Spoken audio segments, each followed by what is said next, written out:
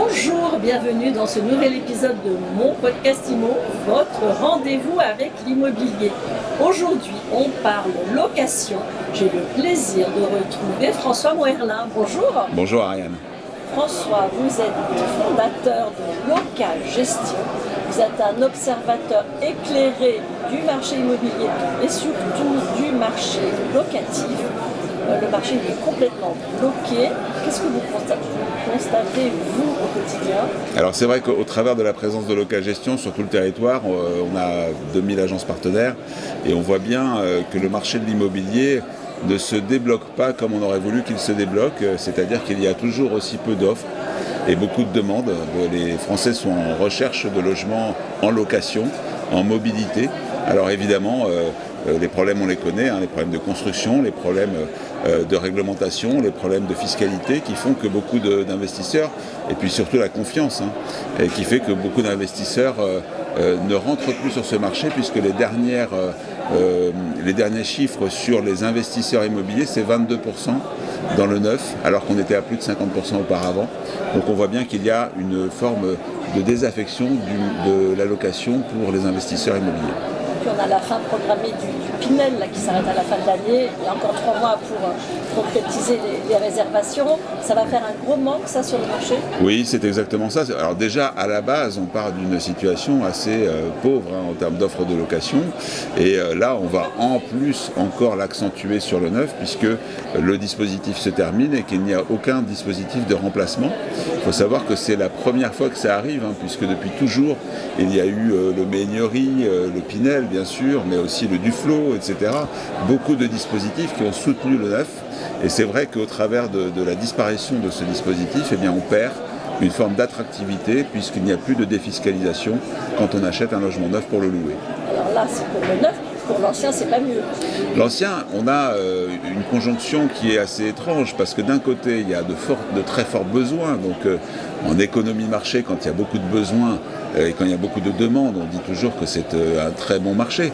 Le problème, c'est qu'il n'y a pas assez d'offres non plus parce que d'une part, les propriétaires sont un peu déboussolés avec les événements politiques que nous vivons actuellement, mais également, il y a des sujets autour de la taxation et de l'hyper-réglementation. Vous savez qu'on a eu un empilement ces dernières années de nouvelles obligations qui se pèsent sur les épaules des bailleurs. Et aujourd'hui, on sent bien que ça a tendance un petit peu à décourager certains d'entre eux de rentrer dans l'investissement locatif. Qu'est-ce qu'il faut faire par rapport à cette hyper-réglementation ? Vous êtes un partisan de la liberté sans contrainte ? Écoutez, on voit bien qu'à chaque fois qu'on rajoute une couche de contraintes, que, par exemple le permis de louer, qui est en train encore de prendre de l'ampleur, puisque des villes le mettent en place, mais également la rénovation énergétique, mais également l'encadrement des loyers, on arrive à un moment où il y a une saturation. Donc je ne dis pas qu'il faille un marché ultra-libéral dans lequel les bailleurs puissent faire tout ce qu'ils veulent, n'importe comment. Je dis simplement qu'il faut desserrer les taux, parce qu'aujourd'hui on voit bien qu'on est arrivé à une situation d'excès, et cet excès, il pèse lourd sur le moral des investisseurs. Comment vous réagissez, vous desserrez les taux quand on voit ce qui se passe avec la réglementation anti-Airbnb, ça va dans le bon sens ou pas finalement ? Oui, parce que de ce côté-là, on avait une concurrence déloyale en quelque sorte de la location meublée de courte durée, puisqu'il y avait des avantages fiscaux, il y avait des avantages en tout genre qui amenaient les propriétaires vers une location de courte durée au détriment d'une location de longue durée. Donc ça avait tendance à réduire le nombre de logements disponibles à la location de longue durée. Donc oui, et ça on le constate et c'est une bonne nouvelle, on voit bien que dans ce sens-là, nous arrivons à récupérer des propriétaires bailleurs qui renoncent à la location meublée de courte durée pour passer sur de la location de longue durée. Comment est-ce que ce contexte de raréfaction des biens à louer il se répercute sur quel impact ça a sur vos résultats, sur votre croissance ? Alors sur notre croissance, ils n'ont pas d'impact direct parce que d'abord il y a une demande et un taux d'occupation qui est excellent. Les locataires, en réalité, ce sur quoi ça se répercute, c'est le fait qu'ils ne bougent plus. On ne donne plus préavis, on ne change plus de logement parce qu'il n'y a rien d'autre à louer.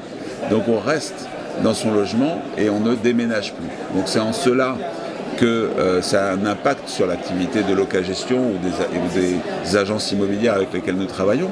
Moins de locations parce que moins de turnover, si j'ose dire. En revanche, nous avons toujours plus de propriétaires qui viennent vers Locagestion et vers nos agences partenaires parce que, comme il y a beaucoup de réglementations, d'obligations et de contraintes, ils préfèrent s'adresser à un professionnel de la gestion locative plutôt que de le faire tout seul parce que c'est devenu très compliqué de louer et de gérer son bien tout seul. Donc en effet, c'est plutôt une bonne année pour Locagestion, c'est même une très bonne année pour Locagestion, c'est une plutôt bonne année pour nos agences partenaires qui diversifient leur activité avec de la location en plus de la vente. Et ça, vous leur conseillez toujours? Oui, je crois que c'est un modèle qui maintenant est devenu évident, c'est-à-dire qu'il faut transformer le modèle des agences immobilières. On ne peut plus être mono-activité, on ne peut plus mettre tous ses œufs dans le même panier. Pendant des années, on a fait beaucoup de transactions relativement facilement. Une visite suffisait pour percevoir des honoraires de transaction.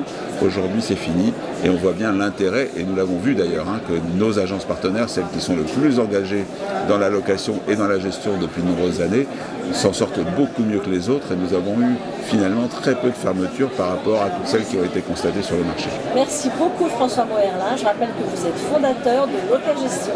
Merci Ariane. Et je vous dis à très vite pour un nouvel épisode de mon podcast IMO à écouter tous les jours sur MySuite IMO et sur toutes les plateformes.